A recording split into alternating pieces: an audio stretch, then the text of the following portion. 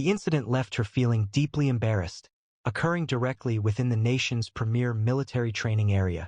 Lacking any identifying marks, without a uniform, she appeared to be a cleaning lady who had mistakenly entered, someone remarked.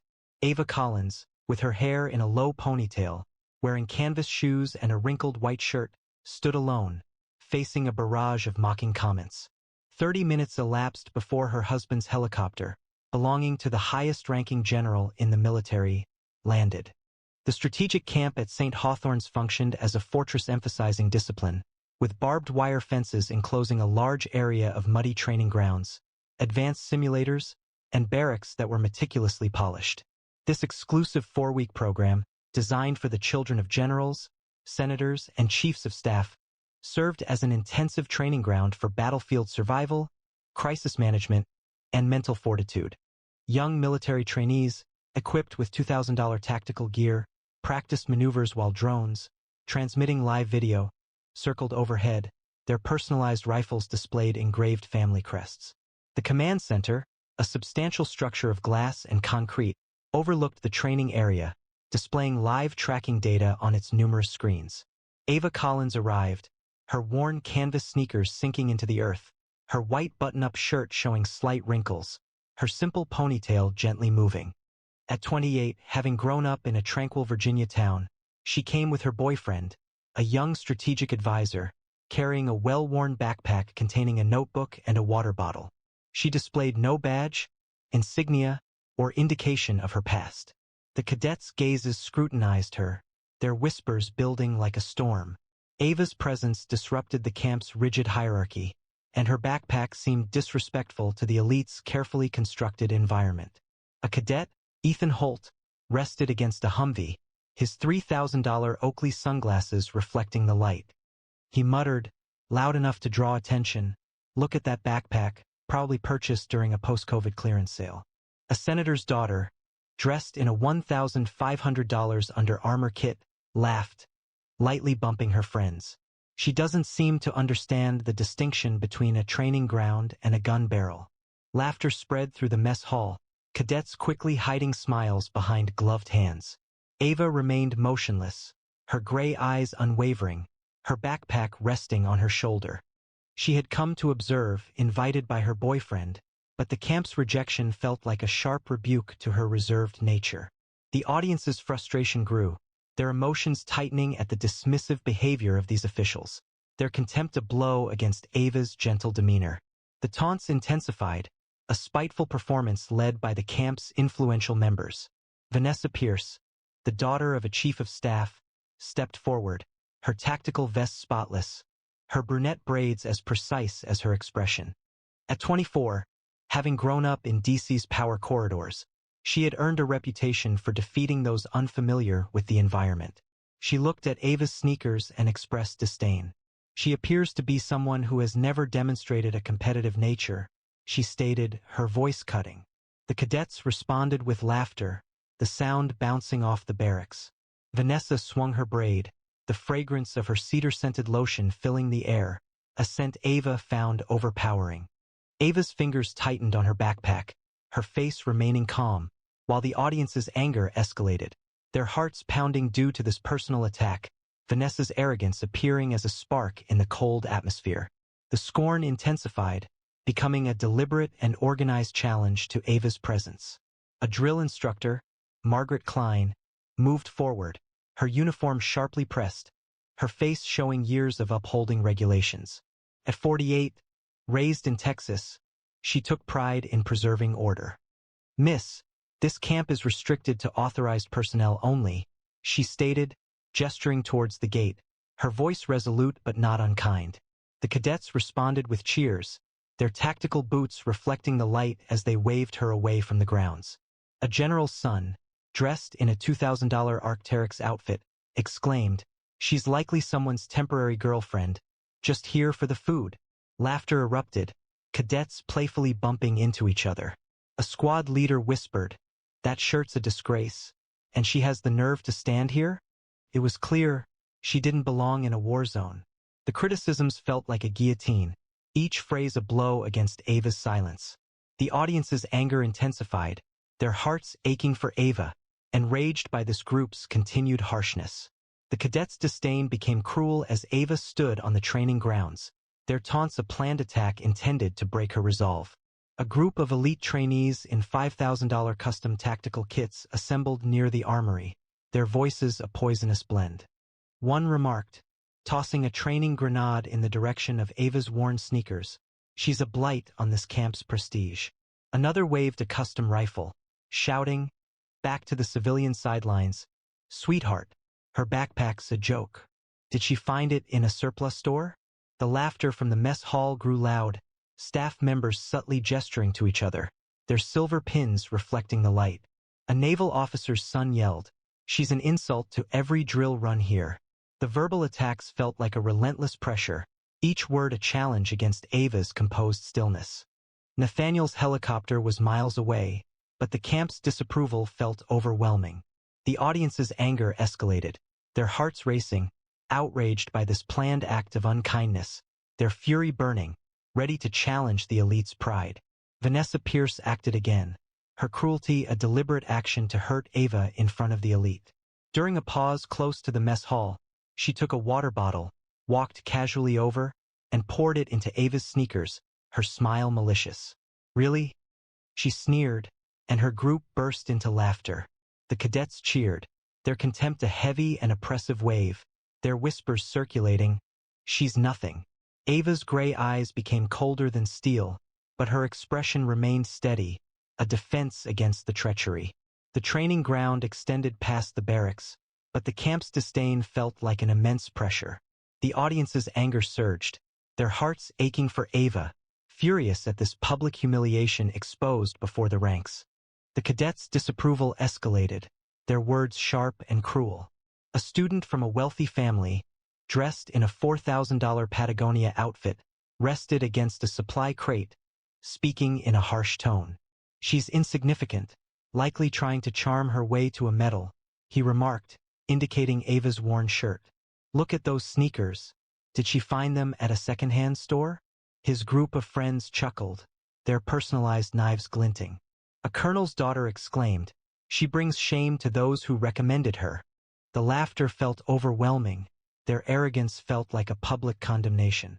Ava straightened her ponytail, her gray eyes steady, but the camp's ridicule felt like a heavy burden. The audience's resentment intensified, their hearts racing at this ongoing betrayal, their anger ablaze poised to destroy the camp's integrity. Vanessa Pierce's disapproval became more pronounced, her words a deliberate attempt to hurt Ava before the camp's leadership. Her presence was jarring, a clear affront, she stated, her tactical vest reflecting the light as she indicated Ava's wrinkled shirt. Nathaniel Cross would be disappointed to witness this, a civilian on his property. The squad responded with laughter, their custom knives making a metallic sound as they looked towards Ava's backpack. "She's a visitor, not a tactician," Vanessa remarked, her voice carrying enough to quiet surrounding comments. The cadets expressed their disapproval with cheers, a palpable wave, their comments circulating, "She's an imposter." A quiet intensity blazed in Ava's gray eyes, yet her smile remained, a defense against the pain of betrayal. The command center was visible past the barracks, but the camp's disapproval felt like an unbearable burden. The crowd's anger surged, their feelings sympathetic to Ava, incensed at this heiress's deception revealed to all. The team's involvement intensified the hurt, their actions a new betrayal. A logistics officer, Clara Voss, in a fitted uniform, moved ahead, her voice laced with scorn. "Miss, the civilian viewing area is that way," she said, gesturing toward a distant bench, her smirk reflected by nearby cadets. "We do not allow guests of that nature on the training field," she added, eliciting laughter from the onlookers. At 32 years old, raised in Maryland, Clara took pride in her role as a gatekeeper. The crowd's approval was a powerful force, their arrogance a public display. Ava held her backpack, her gray eyes unwavering, but the camp's disapproval felt like an oppressive burden. The audience's anger intensified, their hearts racing due to this blatant disrespect, their fury directed at St. Hawthorne's reputation. The camp staff's disapproval became obvious, their actions a deliberate public humiliation intended for the cadets' entertainment. A senior coordinator, Richard Hayes, approached Ava close to the training simulator, his uniform immaculate, his voice laced with condescension. "Miss, this field is reserved for qualified trainees only," he stated, ensuring the crowd could hear. Her clothing appeared unsuitable for the program. He indicated her sneakers, his smile echoed by colleagues nearby. "We generally don't permit such casual attire at St. Hawthorne," he stated, prompting amusement from the cadets and instructors. The surrounding group's agreement felt overwhelming, their perceived superiority a pointed display. Ava held her backpack, her gray eyes steady, yet the camp's disapproval felt heavy. The audience's anger surged, their hearts racing at this perceived institutional betrayal, their fury directed against St. Hawthorne's integrity. The cadets' aggression intensified, their voices a sharp and bitter chorus. A diplomat's son, outfitted in a $3,000 North Face ensemble, leaned forward, his voice loud and critical. "She's a fraud, likely infiltrated to act as a war tourist," he stated, his unit concurring, their tactical watches displaying the time. "Her commands are seen as a joke, merely a tactic to fit in," another addition and loudly proclaimed. "She's considered a con artist. The camp has been deceived." Laughter erupted, each rumor feeling like a blow aimed at Ava's heart. Staff members shared falsehoods, their accusations spreading rapidly. "She's believed to be seeking an unearned benefit." Ava touched her backpack, her expression unwavering, but the public's defamation felt like a heavy burden. The audience's anger surged, their sympathies with Ava, their outrage a powerful force against this harmful falsehood, eager for the truth to expose the elite's deception. The cadets' harshness escalated as they spread damaging rumors, their words a sharp and bitter torrent throughout the barracks. A Pentagon intern, outfitted in a $6,000 tactical kit, moved forward, his voice prominent and direct. "She's a fake, likely paid to get into this camp," he stated, his team concurring, their cufflinks glinting. "Her appearance is a deception, a tactic to disrupt the trials." Another claim added, "She's a con artist. Nathaniel has been misled." The laughter was loud, each rumor a painful blow to Ava's heart. Instructors shared false statements, their accusations spreading rapidly. "She's seeking the recognition." Ava touched her backpack, her eyes unwavering, but the crowd's defamation felt like a heavy burden.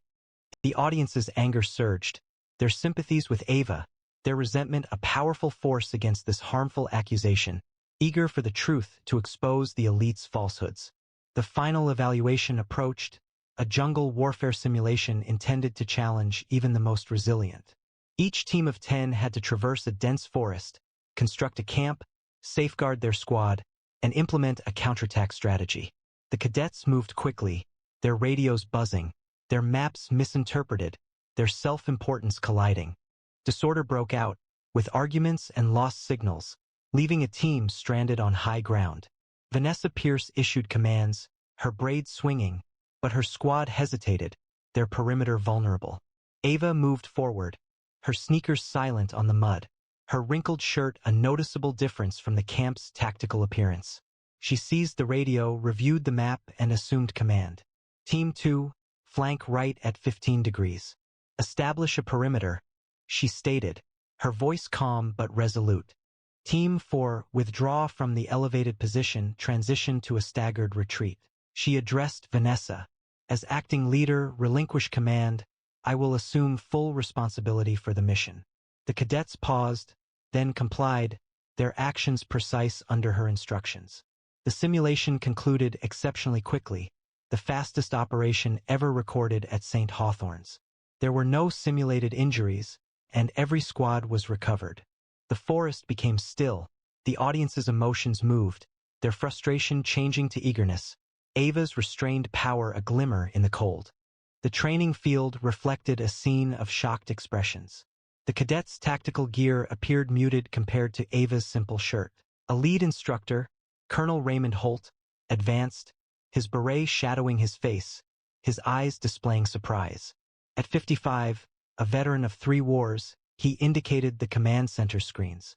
"That was the most precise operation I've witnessed in decades," he remarked, his voice wavering. "Who is she?" The cadets gathered within the debriefing tent, their custom knives catching the light. "Where did she acquire that command style? Why was she dressed that way? Vanessa's braid appeared to droop, her self-assurance a diminishing trace. The committee chair, General Laura Tate, moved closer. Where did you acquire this expertise? Ava hesitated, her gray eyes unwavering. I served as a Special Forces major, she replied. I left after a failed mission resulted in the loss of someone dear to me. A hush fell over the camp, murmurs about her identity circulating. Ava Collins, the youngest female officer to command a tactical battalion, disappeared from official documentation following a puzzling resignation. A wave of pride and anticipation filled the onlookers as Ava's revelations altered the camp's existing power structure.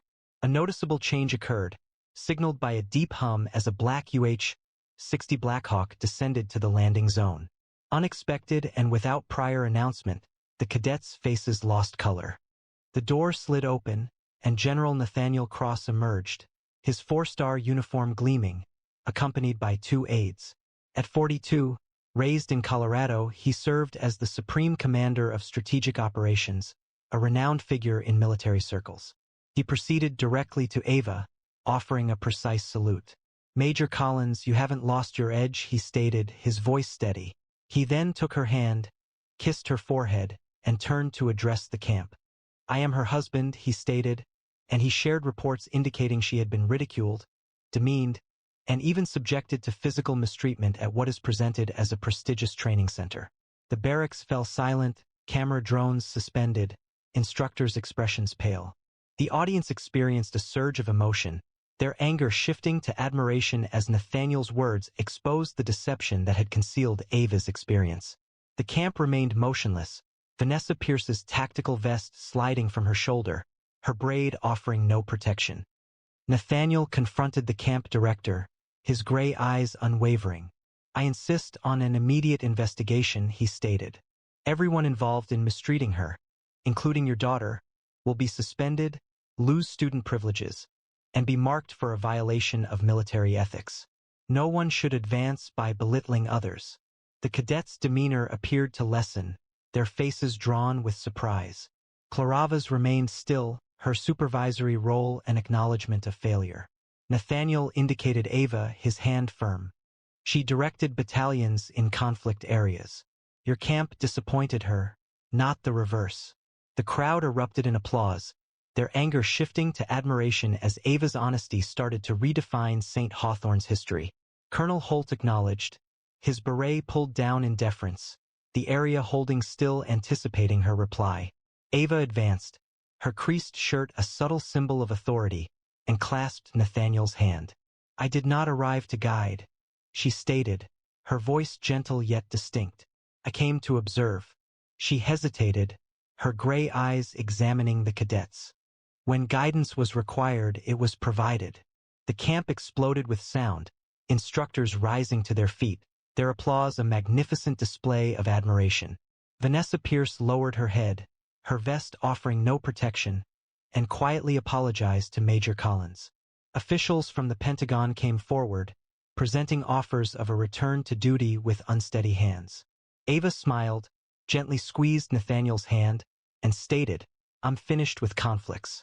I simply came to observe the camp. The crowd erupted in cheers, their emotions heightened as her poise dismantled the established order's pride. The consequences were swift, a judgment conveyed without words. Vanessa Pierce faced an indefinite suspension, her father's position as chief of staff rendered powerless, and escorts escorted her toward the gate. Clara Voss was moved to desk duty, effectively ending her career as a gatekeeper. Ethan Holt, the cadet who had ridiculed Ava's backpack, was disqualified from final trials, extinguishing his ambitions.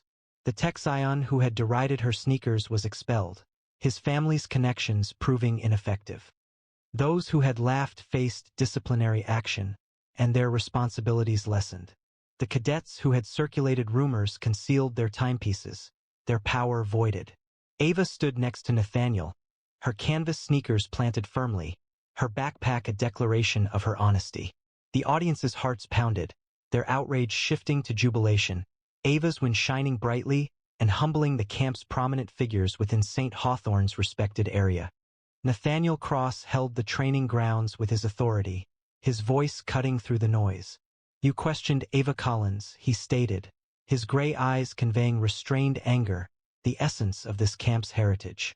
"Your equipment, your ranks are irrelevant against her reality." He displayed a tablet, showing a list of revoked permissions. Vanessa Pierce's training was suspended, Clara Voss lost event access, and the cadets were removed from trial eligibility, all decisions made by St. Hawthorne's board. "Your identities are removed from military records," he announced, his gaze fixed on Vanessa. "You have suffered more than just lost practice exercises. You have lost your integrity." The audience's intakes of breath were a chorus of surprise, their systems collapsing under his direction.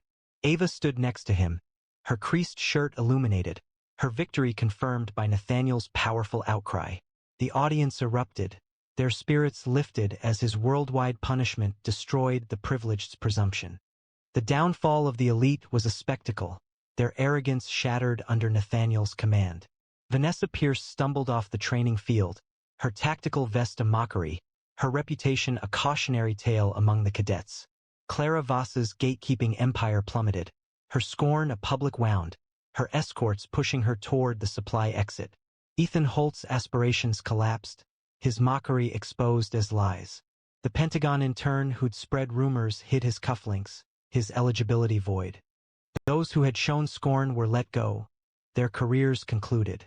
The diplomat's son who had laughed was ostracized, his reputation diminished. Ava remained steadfast, her sneakers a subtle symbol of triumph, her gray eyes resolute. The camp's drones recorded the elite's downfall, their empires collapsing under Ava's direction. The audience's hearts pounded, their resentment shifting to admiration, Ava's success and Nathaniel's fury, consuming the military's wealthiest within St. Hawthorne's sacred grounds. Under Nathaniel's command, the camp's established order collapsed, revealing deep-seated flaws. He addressed the camp director, his words sharp and direct. "Your training protocols are a sham," he stated, his gray eyes unwavering. "Every rule that caused my wife distress is null and void, effective immediately." With a tap of his phone, a wave of notifications flooded the staff's devices. Contracts were terminated, access was denied, and entire squads were disqualified. Texan's connections were non-existent, his influence a memory of a bygone empire. The colonel's daughter's team was removed, her career halted. The instructor who had laughed was led away, her uniform somber. Ava stood next to Nathaniel, her backpack a silent declaration of her truth, her victory a shining light in the camp's fading glow. The audience's spirits rose, their anger changing into triumph. Nathaniel's fury a powerful surge that washed away St. Hawthorne's pride. The cadets' failings were confirmed as they confronted the drones, their confidence shattered by Nathaniel's orders. Sequentially, they approached the field's perimeter, their tactical gear lackluster, their voices unsteady. Ethan Holt turned towards the barracks, his Oakley sunglasses appearing insincere. "I was mistaken to ridicule Major Collins," he stated, his apology a public admission of error, his previous challenges rendered meaningless. The diplomat's offspring followed, his North Face gear worn, his reputation diminished. "I regret propagating falsehoods," he murmured, his impact gone. The colonel's daughter expressed her regret, her eligibility now non-existent. The staff who had previously mocked them stood in the rear, their uniforms removed, their careers concluded. Ava stood next to Nathaniel, her shirt a subtle declaration, her backpack representing her reality. The audience erupted, their spirits lifted as the apologies of the privileged resonated, their established structures collapsing under Ava's direction and Nathaniel's consistent strength. Ava's history remained unknown, not to the cadets, not to Vanessa, and not to the staff. At 20, she undertook training in muddy fields while studying tactics at night, her determination securing her a commission. By 24, she led a battalion in a classified operation, her bravery exceptional until a mission setback resulted in the loss of a friend's life, prompting her resignation. At 26, she encountered Nathaniel at a veterans event, her understated strength attracting him amidst a crowd of boastfulness. Their marriage, a private ceremony in a Virginia forest, was founded on love and shared experiences. Vanessa's lotion, the staff's uniforms, and the cadet's gear couldn't compare to the weight of the backpack Ava carried. Now she stood on the field, her ponytail a clear sign of her authenticity, her silence a powerful force that exposed their falsehoods. The camp fell still, but the cadet's eyes remained fixed on Ava. A junior instructor approached, his voice quiet with deference. "Major Collins, your orders," he said, his previous disdain now a mark of regret. The cadets withdrew, their impact diminished, their families working to repair relationships with St. Hawthorne. The Pentagon observed, their power wavering under Ava's dominance. She proceeded towards the command center, her gray eyes following Nathaniel's confident smile. The drones lessened their brightness, the spring light lessening, as a procession of the military's wealthiest sought her consideration, their gestures a quiet submission to the woman they had previously ridiculed. Ava chose not to resume her prior position, but agreed to serve as a guest instructor, delivering a single, exclusive class, achieving victory without fanfare.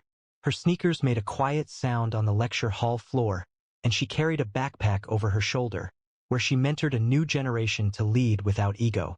The camp implemented a new policy, requiring respect for all candidates, irrespective of their background. The field became quiet, the drones motionless, and the legacies of the elites settled like dust. Nathaniel moved closer to her, his gray eyes radiating warmth. "Ready to return home?" She nodded, her gray eyes following his smile. They walked away from the grounds as the spring light diminished, leaving St. Hawthorne irrevocably altered by a singular instruction. A uniform wasn't necessary for her to command attention. Someone who once led entire war zones rarely needs to raise their voice to inspire obedience. Like, share, and subscribe for more stories like this, and tell us in the comments, what would you do if you were Ava? She walked onto the immaculate clay of the Alps' most exclusive tennis estate. Her unbranded dress and worn sneakers were a stark contrast to the diamond-adorned elite. She was immediately met with a sharp verbal attack. Did the help get lost? A voice jeered, prompting cruel laughter. "She's here to sweep the court, not play on it," another remarked, phones recording her simple ponytail and old bag. Then her billionaire husband, who owned the entire Avalon Tennis Estate, stepped through the private entrance. Avalon Tennis Estate was a cathedral of clay and privilege, its courts carved into the snowy peaks of the Alps, their red surfaces glowing like embers under the winter sun. This wasn't a mere tennis club, it was a sanctuary for the ultra-wealthy, billionaires, monarchs, and A-listers who played with rackets encrusted with diamonds. Each serve represented a display of dominance, each ensemble a statement of prestige valued at thousands. Silk banners from Cartier and Versace waved above the stands, and the air held the chill of alpine frost mingled with the aroma of affluence. Paparazzi were prohibited, with their drones intercepted by security, yet a live stream showcased every rally to a worldwide audience, presenting the elite in their accustomed environment. Past the velvet ropes, a retired tennis coach observed on his phone, his calloused hands steady, his eyes fixed on his daughter's quiet resolve. She walked onto the court alone, her simple white polo shirt free of logos, her tennis skirt subtly wrinkled, her worn canvas sneakers scuffing the clay, her chestnut hair secured in a low ponytail, a few strands swaying in the breeze, and her hazel eyes held a peaceful intensity. At 26, she possessed a striking beauty, not the refined appearance of the privileged, but the natural elegance of someone who had previously dominated college courts with a racket and a dream. Growing up in a small Oregon town, she spent her childhood on public courts, her father instructing her to hit with precision even before she could ride a bike. She secured a full-ride tennis scholarship to Yale, her serves combining power and grace, and her name was spoken as that of a potential professional. 5 years prior, she had given up her career to care for her mother, who was succumbing to cancer, exchanging tournaments for hospital vigils.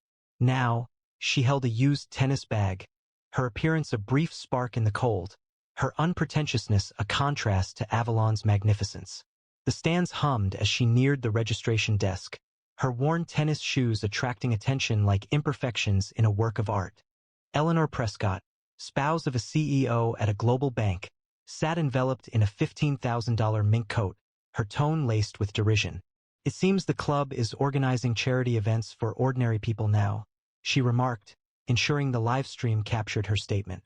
Amusement spread among the attendees, with numerous devices recording her simple clothing.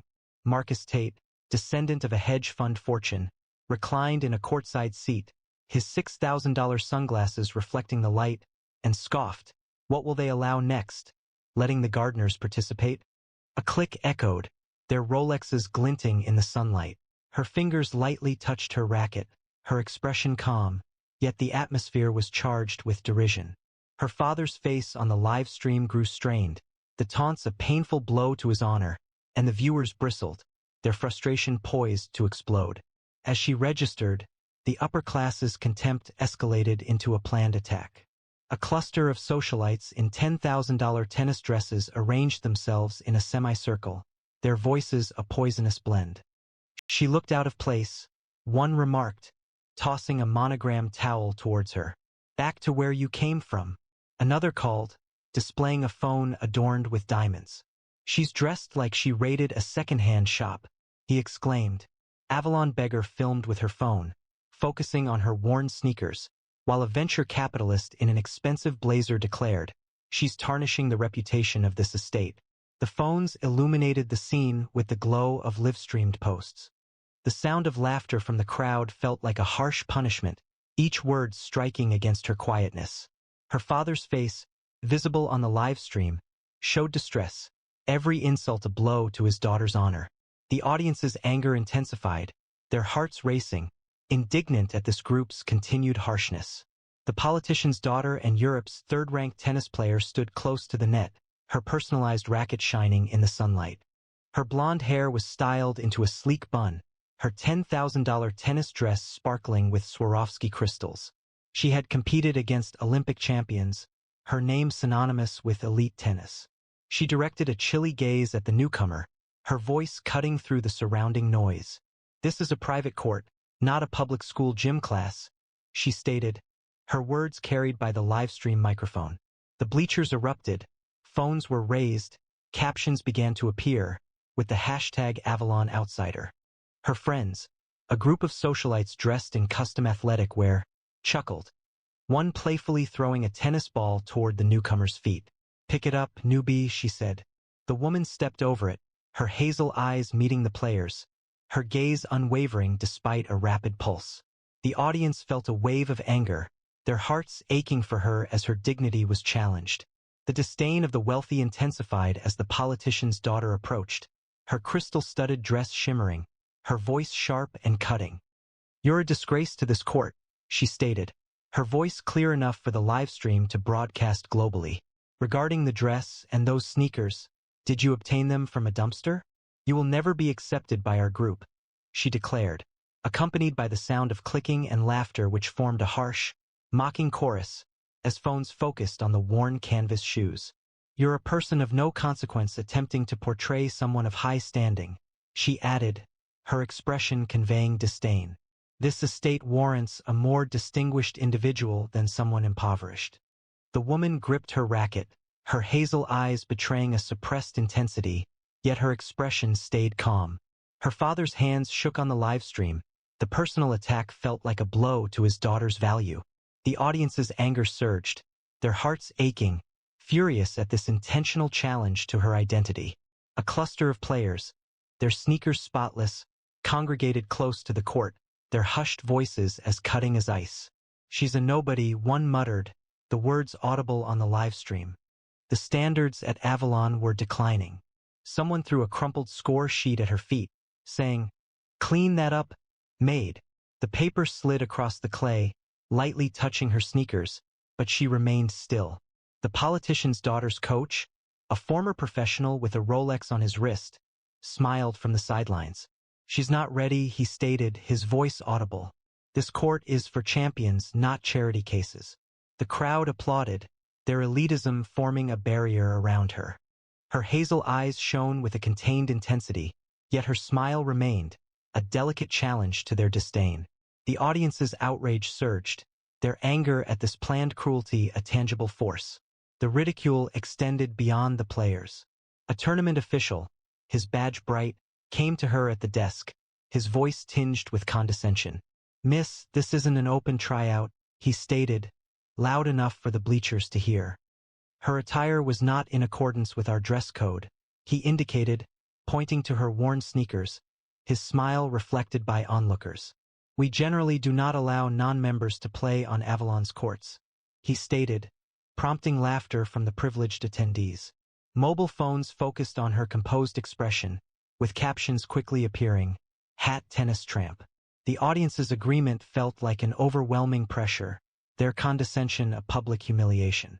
She tugged at her ponytail, her hazel eyes fixed, yet her father's livestream displayed his face falling, the officials' involvement a new hurt. The viewers' anger surged, their pulses racing at this systemic breach. She moved to the middle of the court, her used bag hanging from her shoulder, and met the politician's daughter's gaze with a peaceful smile. One set, she stated, her voice strong and even, piercing the amusement as sharply as a piece of broken glass. Should I fail to score a single point, I will clean your shoes with my towel on my knees and apologize in front of everyone. However, if I defeat you 6-0, you clean my shoes, withdraw from Avalon, and bow your head to me in front of this whole estate. The bleachers erupted in mocking laughter, the crowd scorn a tidal wave. The tech mogul's daughter cried, clapping her hands. The politician's daughter smirked, her racket twirling. Good luck, gym class girl, she taunted. The live stream comments increased dramatically. She was in a precarious position, a failed hashed wager. Her ponytail moved gently, her hazel eyes focused intently on her opponent. Her quiet demeanor spoke louder than their taunts. Nobody knew her history, neither the spectators, nor her opponent, nor even the livestream audience. At 19, she had been a promising tennis player, her serves reaching 120, her footwork demonstrating exceptional grace. She had secured a full-ride scholarship to Yale, her reputation known in professional circles. A closed-door exhibition match 5 years prior saw her decisively defeat her opponent, 6-2, a loss the politician's family subsequently obscured using their influence. However, she relinquished tennis when her mother received a terminal cancer diagnosis, dedicating her time to being at a hospital bedside, comforting her mother during chemotherapy instead of pursuing championships. Her mother's passing instilled in her a subdued resilience, a fire smoldering beneath her composed demeanor. Now, she stood on Avalon's clay, her faded sneakers planted firmly, her heart a furnace poised to ignite. The match commenced, a silent duel unfolding under the alpine sun, without a referee's call, just the two women on the red clay. The ranked player served initially, her ball a missile, but the newcomer returned it with an ace that delicately kissed the baseline, unreturnable. The crowd gasped, their phones trembling. Game 1 duo. Her second serve was a very gentle drop shot, spinning just past her opponent's reach, her racket swinging wildly. Game 2 2-0. The opponent's face became tense, her confidence weakening, her shots becoming less accurate. The newcomer's movement was graceful, her backhand cutting the clay sharply. Game 3 3-0. The bleachers grew quiet, their laughter fading, their bets falling apart. The opponent's coach stood motionless, his smile gone, his clipboard unnoticed. The live stream gained immense popularity. Is this really happening? She's incredible. Her serves became more precise, her eyes focused intently on the ball, her movements fluid with the court. Game 4 featured a cross-court forehand that left her opponent sprawling, her $10,000 dress stained with clay. Game 5 showcased an overhead smash that resonated like a gunshot, the ball speeding past a desperate lunge. The opponent appeared to be falling apart, her breaths ragged, her crystal-studded dress appearing less vibrant under the sun. The newcomer's worn sneakers moved gracefully, her generic polo shirt a subtle challenge to the established player's disapproval.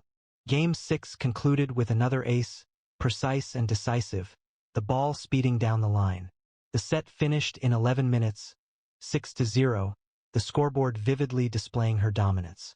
The stands were silent, the elite's derision absent, their phones ignored. The opponent remained motionless, her racket slack, her standing diminished. The live stream comments increased rapidly. She defeated her, resembling an Avalon goddess. Her father cried into his phone, immense pride radiating as his daughter regained her rightful place. The audience was utterly silent, The previous taunts a painful recollection. She positioned herself at the net, her hazel eyes scanning the bleachers, her long ponytail remaining still in the wind. Her opponent appeared drained, her hands shaking, her ranking insignificant compared to the perfect game. The tech mogul's daughter's $14,000 racket remained unused, her wagers a humiliating spectacle. The hedge fund heir's sunglasses couldn't hide his shock, his clicks slinking away, their laughter now a liability. The bank CEO's wife gripped her Hermes clutch, her husband's influence offering no protection against the whispers. She mocked the wrong woman. The model's phone buzzed with notifications of canceled gigs, her socialite status diminishing. The live stream became a global trend, with Claire and Ren dominating social media, her 6-0 victory appearing increasingly improbable. The audience felt a surge of emotion, their anger shifting to wonder, her victory a symbol of hope for those often overlooked. A helicopter's blades sliced through the air, the sound breaking the quiet like a sudden burst of thunder. It touched down on the helipad adjacent to the estate. The sleek black frame gleamed, its doors opening to reveal Claire's husband, the founder of Avalon, majority shareholder in 50 European resorts, and a Forbes-listed billionaire at 30. His tailored gray coat caught the wind, his dark hair swept back, his blue eyes sharp as glaciers. He strode across the clay, his presence a force that hushed the crowd and walked straight to Claire. He took her hand, kissed her forehead, and spoke, his voice low but resonant, carrying to the bleachers, "I'm sorry, love. They treated you like that, didn't they?" The grandstands imploded into stunned silence. The opponent went ghost white, her racket slipping to the clay. The bank CEO's wife's clutch hit the ground, her face ashen. The live stream captured the moment, comments flooding in. "She's his wife? Had power couple." The audience erupted, their hearts pounding as the truth struck with great force. As the billionaire's words registered, he faced the bleachers, his blue eyes radiating a controlled anger. "This estate is mine," he stated, his voice sharp and clear. "And you dared to insult my wife, Claire Wren, a woman more valuable than every diamond here," he said, gesturing towards the politician's daughter, his gaze unwavering. "You manipulated this court with your pride, and now you will face the consequences." He retrieved his phone, showing contracts terminated, sponsorships withdrawn and memberships canceled. "You are prohibited from every resort I own," he stated, his words carrying immense finality. The opponent's knees gave way, her empire collapsing, her family's influence rendered insignificant. The audience reacted with shock, the guilty appearing smaller, their standing diminishing under his authority. The live stream surged with activity, displaying the tags "Justice, Wren Rules." Claire stood near him, her unbranded polo shirt appearing prominent, her triumph assured by his power. The audience erupted in cheers, their spirits lifted as his power subdued the elite's harshness. Claire remained still, her hazel eyes gleaming, her simple ponytail a subtle adornment. The defeated opponent, visibly shaken, advanced, her voice a fragile murmur. I'll clean your shoes," she faltered, reaching for Claire's sneakers, her gaze fixed on the ground. Claire dismissed her with a gentle gesture, her expression calm, her voice tender yet resolute. "I don't require it," she stated, "I simply wished for you to understand." The crowd shifted, their heads lowered, the memory of their prior harshness a burden they couldn't release. Her husband advanced, his voice sharp and clear, broadcast widely through the live stream. "My wife does not require expensive labels to validate her value," he stated, his blue eyes moving across the stands. "But you must learn proper conduct before returning to my arena." He then addressed the opponent, his gaze cold. "You have been defeated, and you are aware of the conditions. Lower your head and depart Avalon, without return." The downfall of the elite was rapid and uncompromising, their confidence broken by the billionaire's direction. The opponent's shoulders drooped, her crystal-studded dress appearing lackluster in the diminishing light. She lowered her head, a solitary wavering gesture. Her pride faltered as she departed the court, her steps burdened, her career in ruins. The bank CEO's wife retreated to the lounge, her mink coat offering no protection from the murmurs. She made disparaging remarks about Wren's wife. The hedge fund heir's sunglasses failed to conceal his embarrassment. His associates shunned his calls, and his investments became a widely publicized failure. The tech mogul's daughter's influence in high society diminished, her $14,000 enterprise remaining unaffected as her backers withdrew their support. The model's career in modeling ended abruptly, her viral ridicule proving to be a critical error. The coach faced a ban from Avalon, his Rolex holding no value, his reputation fading. The live stream gained worldwide recognition, Claire Wren becoming a global sensation, her 6-0 set now a legendary moment. The crowd's excitement resonated deeply, their frustration shifting to admiration. Claire's triumph, and her husband's fury, consumed the elite's harshness. Her opponent's posture fell, her crystal-studded dress appearing lackluster in the waning light. She lowered her head in a brief, unsteady gesture, her confidence broken, and left the court, her steps weighed down, her career seemingly ruined. The Avalon roster was revised within the hour, her name removed, her third-ranked position relegated to a brief mention. The bank CEO's wife retreated to the lounge, her mink coat offering no protection from the hushed rumors. She made disparaging remarks about Wren's wife. The hedge fund heir's hedge fund suffered significant losses, his investments exposed and humiliating, his associates ignoring his calls. The tech mogul's daughter's social media influence diminished, her $14,000 business remaining unaffected, but her sponsors withdrawing support. The model's career in modeling ended abruptly, her widespread ridicule proving disastrous. The coach was prohibited from Avalon, his Rolex seeming insignificant, his standing destroyed. The live stream became a global phenomenon, Claire Wren dominating social media, her 6-0 set establishing a legendary moment. The established hierarchy was disrupted, their exclusivity exposed as a false narrative. A previously unheard young player approached Claire, her voice filled with emotion.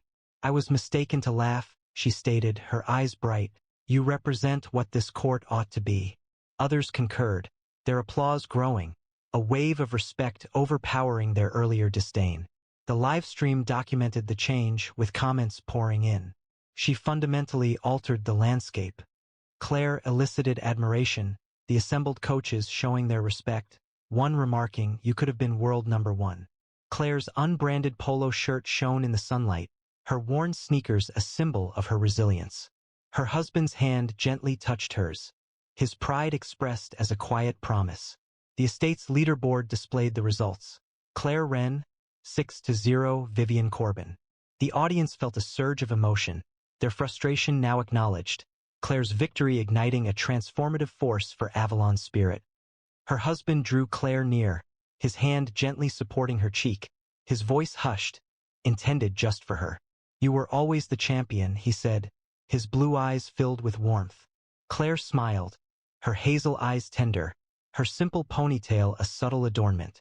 The court's gates appeared broader, its spirit transformed by a woman who had navigated derision and appeared invincible.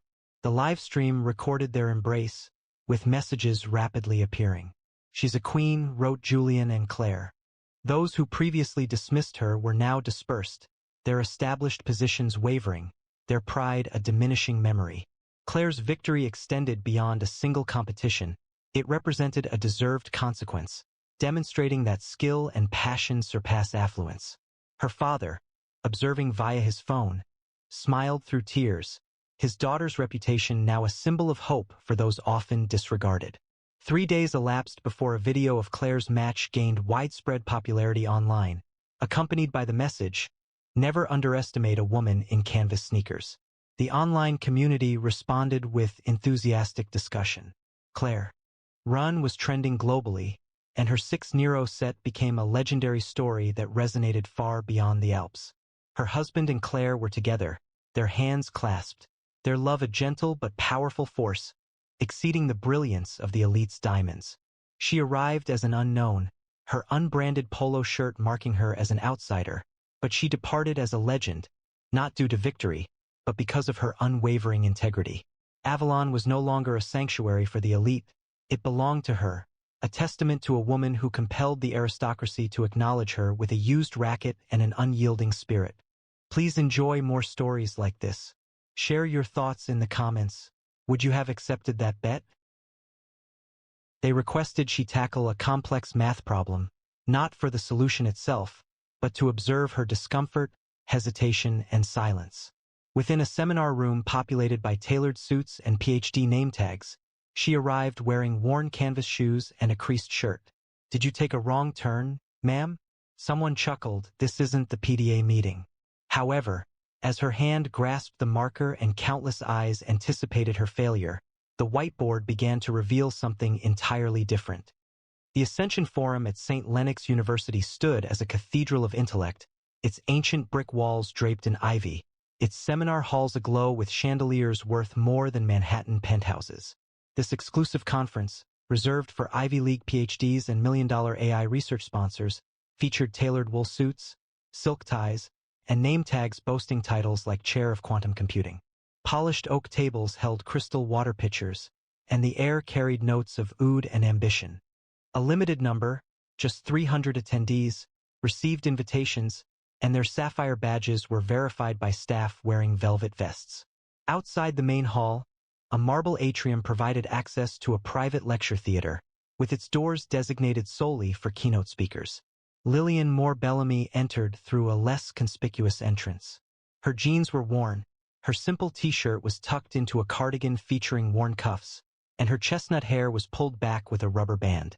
At 31, raised in a modest town in Vermont, she had taught herself advanced mathematics while caring for her ailing mother, and had turned down PhD offers from Harvard, MIT, and Princeton. She held a thick notebook filled with handwritten formulas.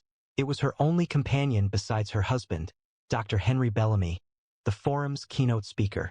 The hall's stairs felt oppressive, their whispers a gathering storm. Lillian seemed out of place within the forum, her notebook a stark contrast to the elite's carefully constructed environment. A Yale professor, wearing a $4,000 Zegna suit and displaying a sapphire badge, halted his discussion. He questioned aloud, loud enough for others to hear, if she was his bag holder. A Stanford researcher, dressed in a $3,000 Armani blazer, laughed softly, nodding to his colleague, suggesting she might be his new girlfriend, someone who hadn't attended college. A wave of laughter echoed through the seminar room, with attendees attempting to hide smiles behind their hands. Lillian remained composed, her hazel eyes focused, a notebook held close.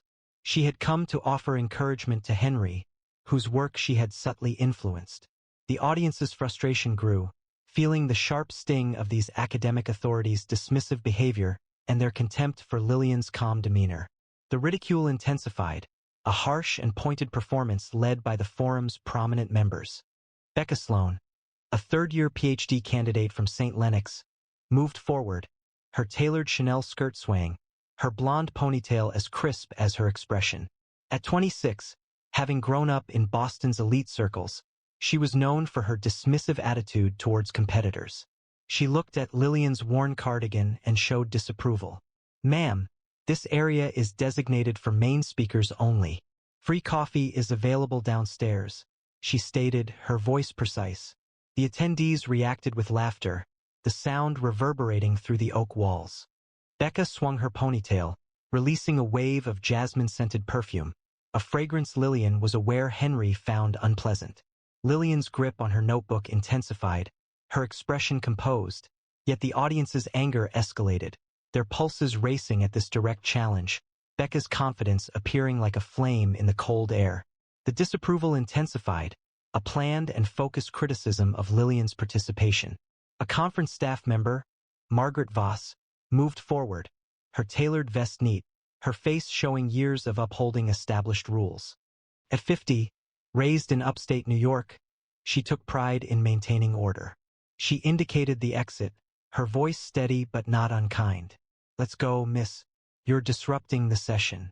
The crowd responded with cheers, their silk ties gleaming as they gestured toward the atrium. A Princeton alum, dressed in a $5,000 Brioni suit, called out, "Did you get lost? This isn't the community college." Laughter erupted, academics subtly bumping shoulders. A postdoc whispered, "She doesn't even look like a grad student." Someone added, "That notebook's probably just doodles and she dares sit here?" The insults felt like a guillotine, each word a blow against Lillian's silence.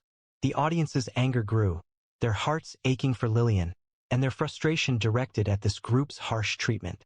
The academics' disapproval became sharp as Lillian stood in the seminar room, their derision a deliberate attack intended to diminish her resolve. Near the oak tables, a group of Ivy League professors, dressed in $7,000 Seville Row suits, assembled, their voices forming a harsh blend. "She's a detriment to this forum's reputation," one remarked, gesturing with a gold fountain pen towards Lillian's worn cardigan. "Return to the library, dear," another suggested, displaying a sapphire badge and adding, "Her notebook appears as if purchased at a secondary school sale." Amusement rippled through the gathering, with staff members subtly acknowledging each other, their cufflinks sparkling. A quantum computing expert exclaimed, "She's an insult to every paper presented here." The remarks felt like a guillotine, each word a blade against Lillian's poised silence.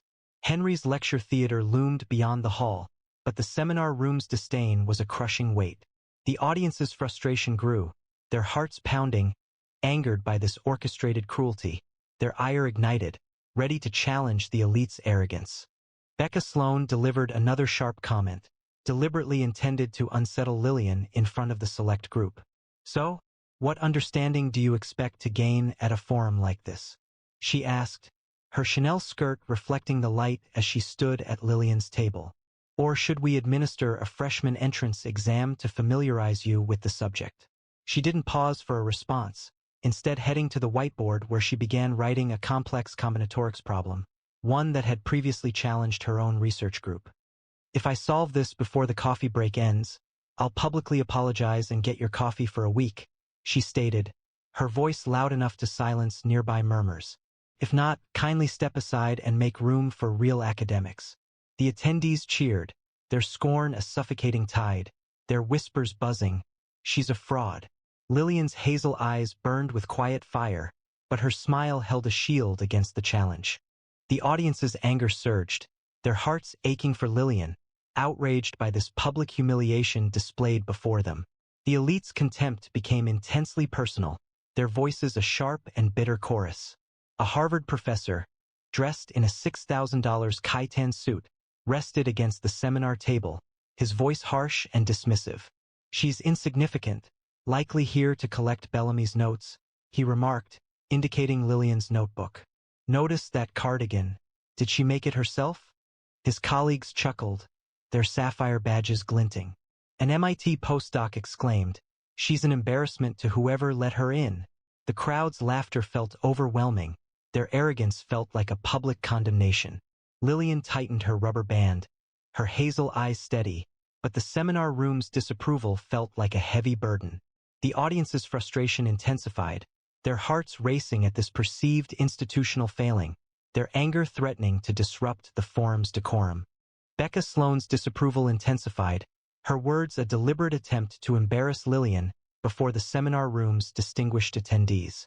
"She's not just out of place, she's a disgrace," she stated, her Chanel skirt catching the light as she indicated Lillian's canvas shoes. Henry must be horrified to see this. Nobody in his session. Her group responded with laughter, their silk scarves waving, their eyes briefly looking at Lillian's notebook. "She's a charity case, not a scholar," Becca remarked, her voice strong enough to stop nearby whispers. The attendees responded with cheers, their scorn a heavy atmosphere, their comments a constant hum. "She's a fake." Lillian's hazel eyes held a quiet intensity, but her smile remained, a defense against the disloyalty.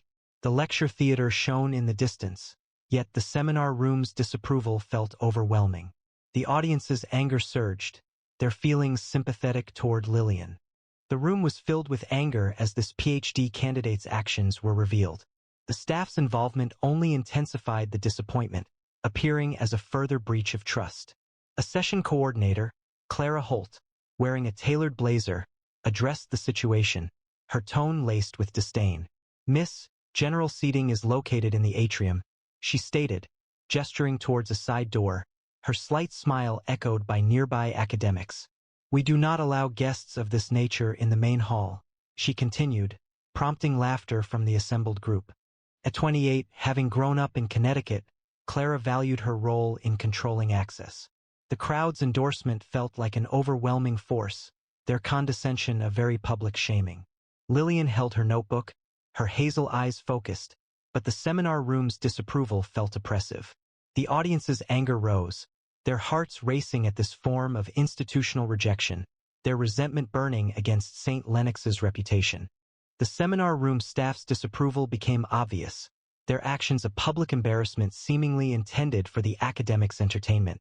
A senior usher, Richard Tate, confronted Lillian close to the oak tables. His velvet vest was immaculate, and his voice conveyed condescension. "Miss, this hall is reserved for registered attendees only," he stated, ensuring the surrounding audience could hear. He indicated her jeans with a gesture, and a smirk echoed across nearby staff. "The Ascension Forum doesn't usually permit such simplicity," he noted, which prompted laughter from the academics and coordinators. The audience's affirmation felt overwhelming, their perceived superiority a stark display. Lillian held her notebook, her hazel eyes steady, but the seminar room's disapproval felt heavy. The audience's anger surged, their hearts racing at this perceived institutional slight, their indignation intense against the forum's principles. The intensity of the criticism escalated, their words a sharp and bitter barrage. A Cornell researcher, dressed in a $4,000 Canali suit, leaned forward, his voice raised and critical. "She's a fraud, likely attempting to spy on Bellamy's work," he said, his colleagues agreeing with nods, their cufflinks gleaming. "Her notebook is a mere prop, a deceptive tactic to appear inconspicuous," another added, raising his voice. "She's a deceiver, and the forum has been misled." Derisive laughter echoed, each accusation a painful blow aimed at Lillian. Rumors circulated, with accusations spreading quickly. It was said she was trying to take his research. Lillian subtly twisted a rubber band, maintaining her composure, but the public's defamation felt heavy. The audience's frustration boiled over, many sympathizing with Lillian, their anger a powerful force against these false accusations, eager for the truth to expose the elite's deceit. Lillian remained silent, her eyes dry, her arms holding the notebook, the record of her life's work, a collection of formulas that had influenced Henry's career. She moved to the whiteboard, her canvas shoes quiet on the oak floor, and took the marker. The room was still, many eyes watching to see if she would hesitate. Her lines were steady, purposeful, without tremor, no deletions, and no adjustments. Within 3 minutes, the board displayed a complex solution, a level 2 supersymmetric permutation model rendered in graceful lines. She placed the marker and returned to her seat, her hazel eyes unwavering. Becca scoffed. "That's it? Are you certain you didn't make a mistake?" The audience's emotions shifted, their frustration turning to excitement, Lillian's calm resolve a focal point. An experienced professor, Dr. Arthur Wren, stood up from the front row, his tweed jacket showing signs of age but retaining its dignified appearance. At 70, a legend in combinatorics, he moved slowly toward the board, his glasses glinting, his expression changing from composed to stunned. This is the shortest known solution to this problem," he said, his voice trembling. "She employed a supersymmetric model, something the advisory board hasn't even fully proven yet." The room fell silent, crystal pictures wavering, gasps spreading through the perfumed air. Attendees rose, gathering around the board, their sapphire badges glinting. Who is she? Questions arose about her identity. What was her origin? Becca's Chanel skirt appeared to fade, her ponytail offering no defense against the reality. The audience's sense of accomplishment grew, their hearts pounding as Lillian's skill altered the seminar room's power dynamic. The atmosphere changed as the keynote session commenced, with the crowd assembling in the lecture theater. Henry Bellamy approached the stage, his gray suit well-made but not ostentatious, his arrival impactful. At 40, raised in Chicago, he had received the Fields Medal for his work on algorithmic symmetry, much of it built on Lillian's unseen contributions. He adjusted the microphone, his gray eyes meeting Lillian's in the front row. "I'd like to relinquish my speaking time to someone far more deserving," he said, his voice steady. "This is Lillian Moore Bellamy, who turned down 3 PhD offers from Harvard, MIT, and Princeton to care for her ailing mother. the individual who authored 80% of the core algorithms in my research, and the only person in this room who genuinely understands the genesis of this problem. The audience's spirits lifted, their anger shifting to admiration, as Henry's explanation clarified the deception that had restricted Lillian. The room fell silent. Becca Sloane's coffee cup slipped from her grasp, breaking on the oak floor. Henry spoke, his voice sharp in the quiet, stating, "She doesn't require formal recognition. She doesn't need awards. She possesses brilliance, a quality none of us present can assert." The attendees' cufflinks appeared to lose their luster, their expressions strained with surprise. Clara Holt remained still, her role as gatekeeper a clear admission of defeat. Henry indicated Lillian, his hand unwavering. "This forum extended an invitation to me, but it is her contributions that warrant your appreciation." The audience cheered, their fury transformed into pride as Lillian's truth began to reshape the forum's legacy. Dr. Wren nodded, his glasses glinting with respect, the room holding its breath awaiting her response. Lillian rose, her frayed cardigan a quiet crown, and took the microphone. "I didn't come to prove anything," she said, her voice soft but clear. "I came to support my husband." She paused, her hazel eyes sweeping the room, adding, "But since you asked for a solution, I have offered one." The auditorium burst into applause, the attendees rising to their feet in a wave of admiration. Becca Sloane lowered her head, her Chanel skirt offering no comfort, and quietly apologized to Mrs. Moore Bellamy. Representatives from MIT, Stanford, and Caltech moved forward, their collaborative offers presented with unsteady hands. Lillian smiled, clasped Henry's hand, and remarked, "I just came to take you home for lunch." The audience responded with a powerful cheer, witnessing her poise dismantle the elite's presumptions. The consequences were swift, a judgment communicated without words. Becca Sloane was called before the advisory board, her research funding withdrawn, and her reputation served as a warning to those present. Clara Holt was moved to administrative roles, ending her career of controlling access. The Harvard professor who had ridiculed Lillian's cardigan was barred from participating in further discussions, effectively removing his impact. The Cornell researcher's grant proposals were denied, and his defamatory statements were revealed as falsehoods. Those who had previously shown scorn were addressed with consequences, and their positions lessened. Individuals who disseminated rumors concealed their credentials, their influence negated. Lillian stood next to Henry, her canvas shoes grounded, her notebook demonstrating her integrity. The audience's emotions resonated powerfully, their frustration changing to jubilation, Lillian's success shining brightly and diminishing the standing of the forum's leaders within St. Lennox's esteemed buildings. Henry Bellamy dominated the lecture theater, his voice cutting through the chandelier-lit air like a gavel. "You dared to question Lillian Moore Bellamy," he stated, his gray eyes radiating controlled fury, the architect of this forum's most significant insights. He raised a tablet displaying a list of consequences: Becca Sloane's research grants, Clara Holt's conference privileges, and academic advisory roles, all revoked by St. Lennox addressed the board. "Your names are erased from academic circles," he stated, his gaze fixed on Becca. "You've lost more than prestige, you've lost your futures." The crowd's gasps echoed as a wave of shock. With their empires collapsing under his direction, Lillian stood alongside him, her worn cardigan appearing bright, her victory assured by Henry's immense power. The elite's failure was a striking display, their overconfidence destroyed under Henry's direction. Becca Sloane retreated, her Chanel skirt seeming inappropriate, her standing a lesson to those present. Clara Holt's power crumbled, her disapproval a matter of public record, her attendance guiding her towards the atrium exit. The Columbia professor's funding disappeared, his defamation revealing his falsehoods. The professors who'd idly written with pens concealed their cufflinks, their positions as advisors terminated. The staff who'd previously expressed disdain were let go, their professional paths concluded. Those who had circulated rumors faced rejection, their power fading.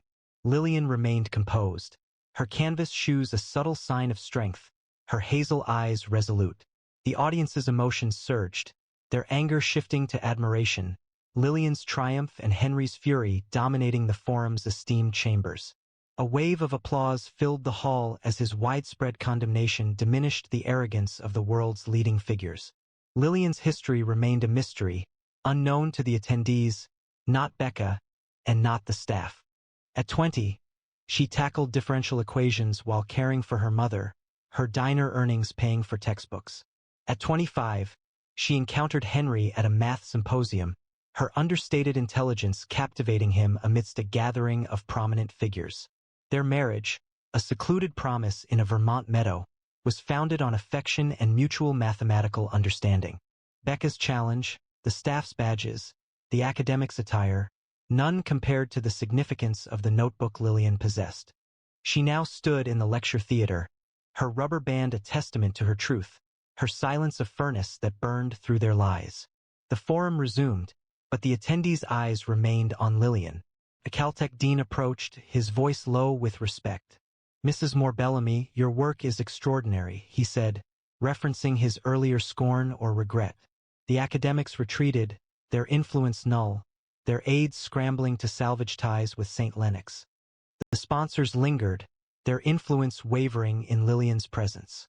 She proceeded toward the atrium, her hazel eyes following Henry's pleased smile. The chandeliers softened, the autumn light lessening, leaving a procession of the world's most powerful individuals hoping for her attention, their gestures a quiet acknowledgement of the woman they had previously belittled. She was presented with a complex mathematical problem, not because a solution was required, but because they desired to observe her hesitate, falter, and become speechless.